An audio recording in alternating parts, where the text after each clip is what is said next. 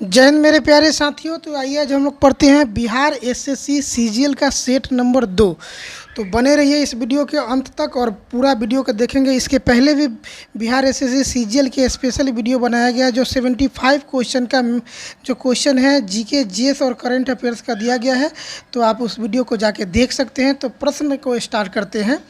पहला प्रश्न है, ताज़े पानी की सबसे बड़ी झील, ताज़े पानी की सबसे बड़ी झील जो लेक सुपीरियर झील है वह कहाँ है? तो संयुक्त राज्य अमेरिका में स्थित है। निम्न में से कौन हिंदुस्तानी शास्त्रीय वाद्य संगीत में सुविख्यात थे? तो वह है एम.एस. सुब्बालक्ष्मी। एम.एस. सुब्बालक्ष्मी हिंदुस्तानी शास्त्रीय वाद्य संगीत में सुविख्यात थे। आगे है, निम्न में से किसने कम से कम 2 बार नोबेल पुरस्कार प्राप्त किया है? तो मैडम क्यूरी कम से कम 2 बार नोबेल पुरस्कार प्राप्त किया है। आगे है, सविनय अवज्ञा आंदोलन में गांधी जी के बाद सत्याग्रह का नेतृत्व किसने किया? तो सत्याग्रह का नेतृत्व सरोजिनी नायडू ने की।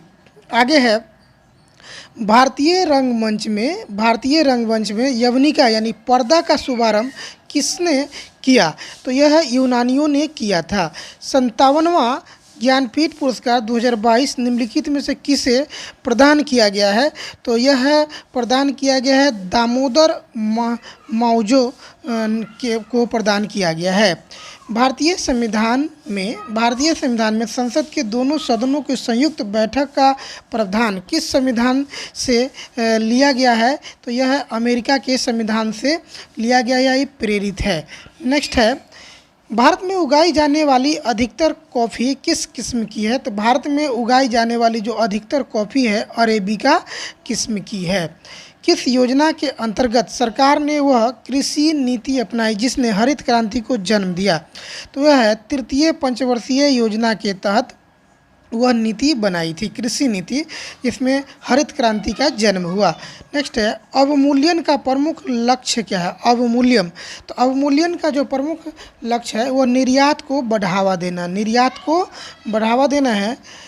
नेक्स्ट है, संरचनात्मक बेरोजगारी का कारण क्या है? तो संरचनात्मक बेरोजगारी का कारण है अपर्याप्त उत्पादन की क्षमता। संरचनात्मक जो बेरोजगारी का मुख्य कारण है अपर्याप्त उत्पादन की क्षमता। आगे है, भारतीय संविधान ने भारत को किस प्रकार वर्णित किया है? भारतीय संविधान ने भारत को किस प्रकार वर्णित किया है? तो एक राज्यों के संघ के रूप में। आगे है, लोकसभा द्वारा पारित धन विधेयक उस राज्यसभा द्वारा भी पारित मान लिया जाता है यदि उच्च सदन उस पर किस समय अवधि में कार्य संपादन नहीं करे, वो यानी 14 दिन के अंदर में राज्यसभा द्वारा पारित नहीं होगा तो वह लोकसभा द्वारा जो पारित विधेयक वह कानून बन जाता है, वह पास माना जाता है। आगे है, सरदार वल्लभ भाई पटेल की तुलना निम्नलिखित में से किससे की जाती है?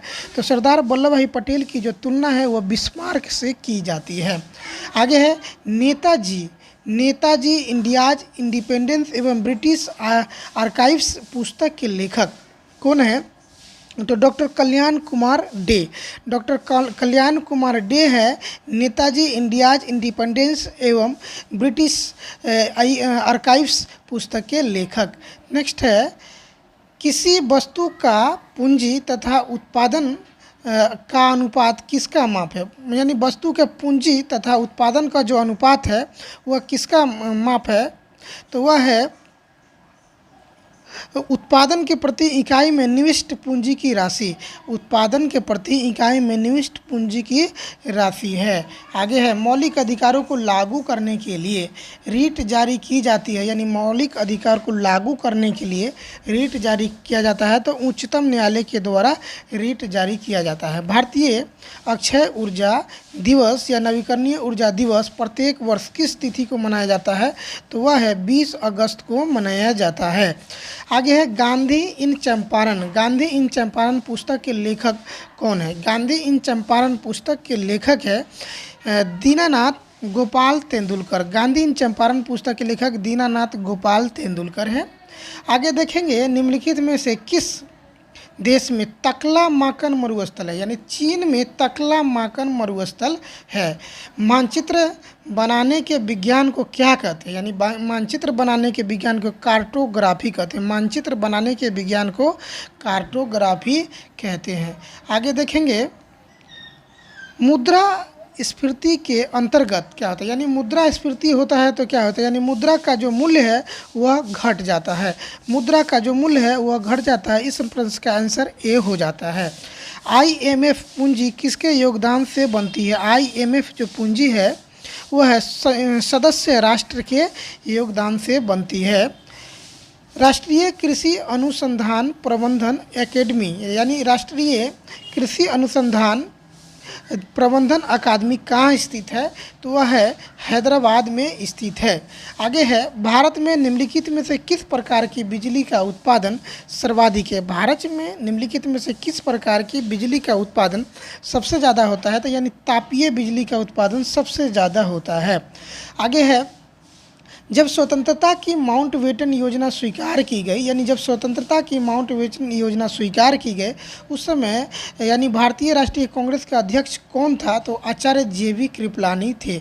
उस समय आचार्य JV कृपलानी अध्यक्ष थे। लोकसभा का चुनाव लड़ने के लिए प्रत्याशी की न्यूनतम आयु कितनी होनी चाहिए? तो प्रत्याशी की न्यूनतम आयु जो है उम्र है वह 25 वर्ष होनी चाहिए। यह विचार किसने विकसित किया था कि साधनों का उद्देश्य औचित्य बनाते हैं? फिर से देखेंगे यह विचार किसने विकसित किया कि साधनों का उद्देश्य का औचित्य बनाते हैं? यानी महात्मा गांधी जी का विचार था।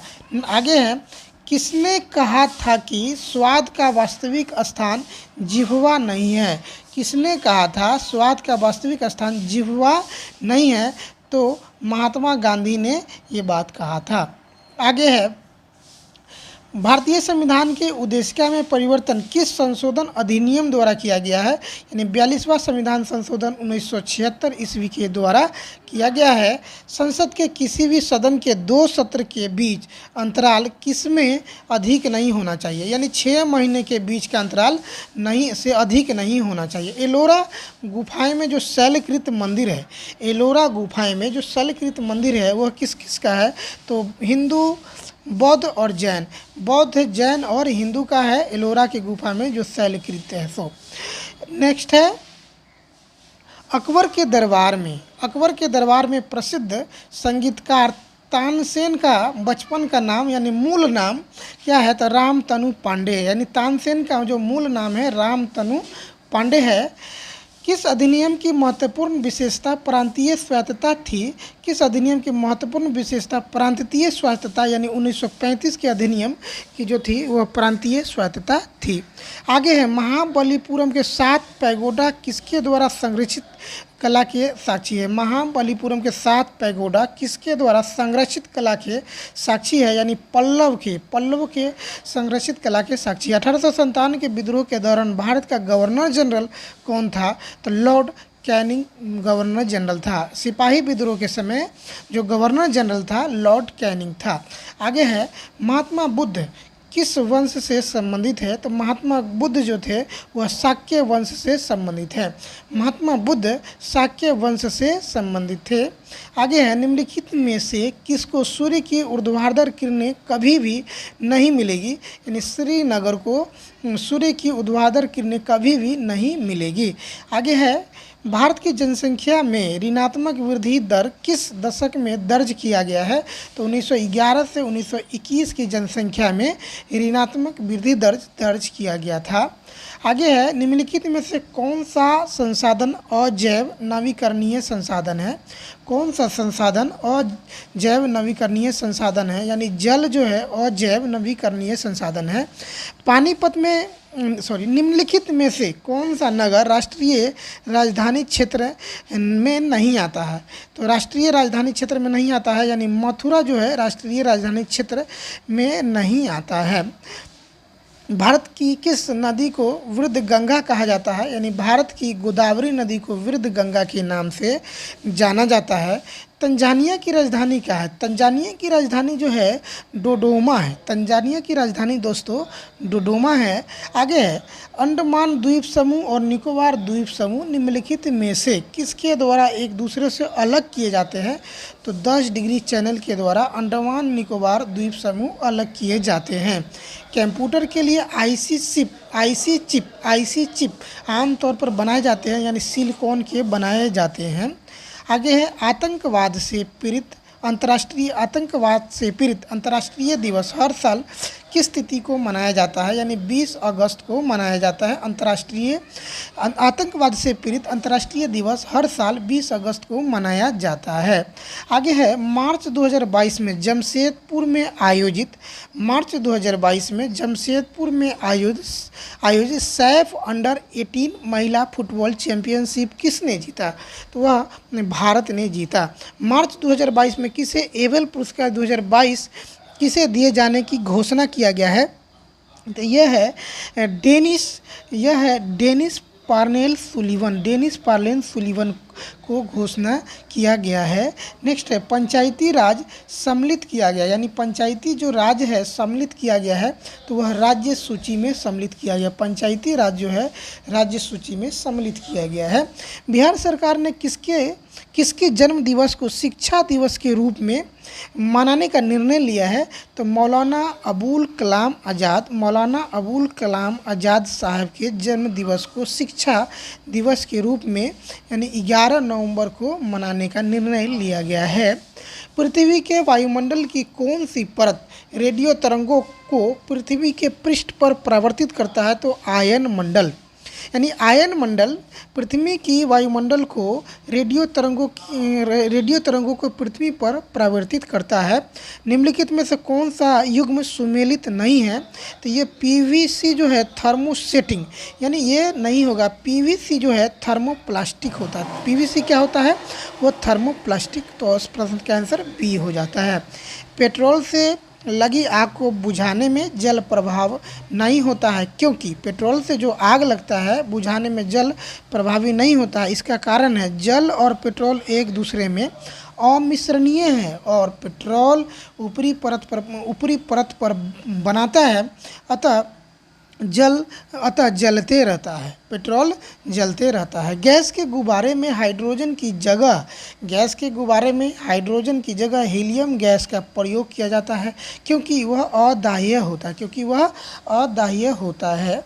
आगे है, फल को कृत्रिम रूप से पकाने के लिए प्रयुक्त जो गैस है वह गैस का नाम है एसीटिलीन है, यानी फल को पकाने के लिए एसीटिलीन गैस का प्रयोग किया जाता है।